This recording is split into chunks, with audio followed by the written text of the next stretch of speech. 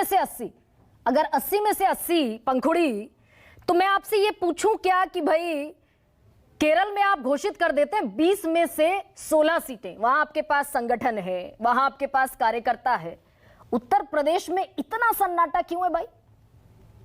देखिए गरिमा जी, थोड़े दिन पहले तक हमसे ये बार बार सवाल होता था गठबंधन कब होगा, गठबंधन कब होगा। तमाम तरह के कयास लगाए जाते थे, कई तो चैनल अपने आप ही डिक्लेयर कर देते थे कि गठबंधन नहीं हो रहा। अब गठबंधन हो गया है तो अगला सवाल ये है सीट कब डिक्लेयर होंगी, सीट कब। एक प्रक्रिया होती है सभी चीज की, अलग अलग बड़ी पार्टी है, नेशनल पार्टी है, एक एक स्टेट पे विचार होता है, उसके बाद टिकट डिक्लेयर किए जाते हैं। और अब तो चुनाव का जब डिक्लेरेशन हो गया तो टिकट भी डिक्लेयर हो जाएंगे। तो मुझे नहीं लगता कि वो कोई बड़ा सवाल है। बहुत पहले से हम लोगों का एक एक सीट पर गहरा मंथन चल रहा है, और वो उस मंथन के चलते ही जो हमारा जो अलायंस हुआ समाजवादी पार्टी के साथ, वो भी इसी बेसिस पे हुआ है कि किसके पास कहां प्रत्याशी है, कहां पर कौन सी पार्टी मजबूती से लड़ेगी। तो उसके चलते सारी चीजें साफ है, नाम भी जल्दी आप लोगों के सामने आ जाएंगे। पंखुड़ी, उत्तर प्रदेश के कार्यकर्ताओं में दम भरने के लिए जरूरी था कि कम से कम जो गढ़ सीटें हैं, रायबरेली की सीट है, अमेठी की सीट है, वहां सबसे पहले आप दम ठोक कर कहते कि हाँ लड़ेंगे राहुल गांधी यहां से चुनाव, वहां लड़ेंगे प्रियंका गांधी यहां से चुनाव। कार्यकर्ताओं को भी लगता कि आला कमान सक्रिय, सजग है, एक्टिव है।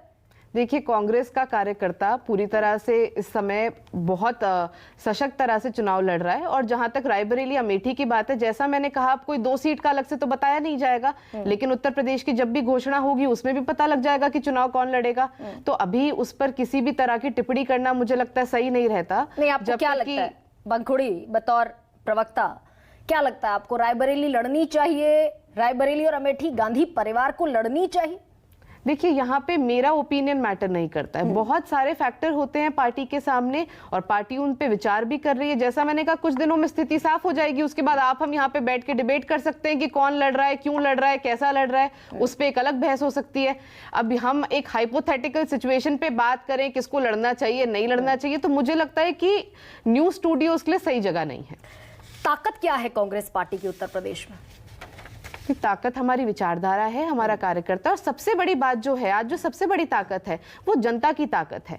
उत्तर प्रदेश की जनता ने भारतीय जनता पार्टी को जितना विश्वास उन पे किया, जितना उनको भरोसे से, और 2-2 बार पार्लियामेंट में जिताया, 2 बार प्रदेश में सत्ता दी, उसके बावजूद भी उत्तर प्रदेश की जनता को कुछ नहीं मिला।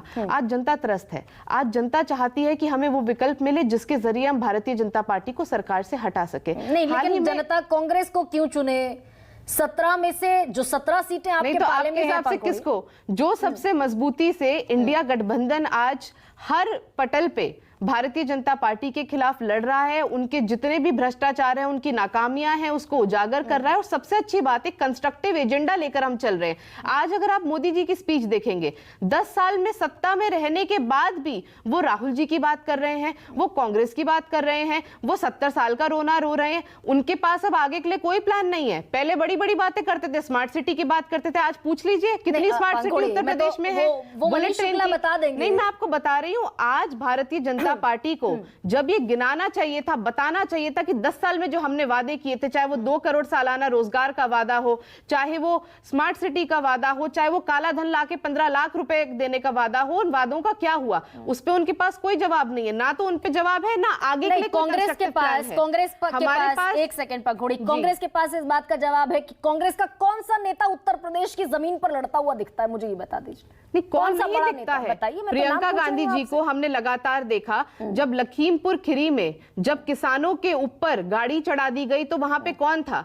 जब बेटियों के साथ अत्याचार हो रहा था, जब चाहे उन्नाव हो, चाहे हाथरस हो, तो वहां कौन दिखा आपको? प्रियंका गांधी जी दिखी, राहुल गांधी जी, और योगी जी ने तो अपनी पूरी फोर्स लगा दी थी यहीं हमारे नोएडा बॉर्डर पे। कितनी बड़ी फोर्स लगाई थी प्रियंका गांधी और राहुल गांधी को यूपी जाने से रोकने के। वो वहां से सांसद ना होते हुए भी, वहां से चुने हुए प्रतिनिधि ना होते हुए भी सदा उत्तर प्रदेश की जनता के लिए लड़े हैं। लेकिन पंखुड़ी, ऐसा क्यों होता है? ऐसा क्यों हुआ? आपने जान लगा दी किसानों के मुद्दे पर भी, महिला सुरक्षा के मुद्दे पर भी, और विधानसभा में आपको सीटें आई मात्र 2। देखिए, चुनाव में बहुत फैक्टर होते हैं गरिमा जी, और पिछले अगर हम कई चुनाव देखेंगे तो जनता बड़ा स्पष्ट मत देने लगी है। जनता अपना मन बना लेती है कि हम इनके साथ हैं, इनके साथ नहीं है।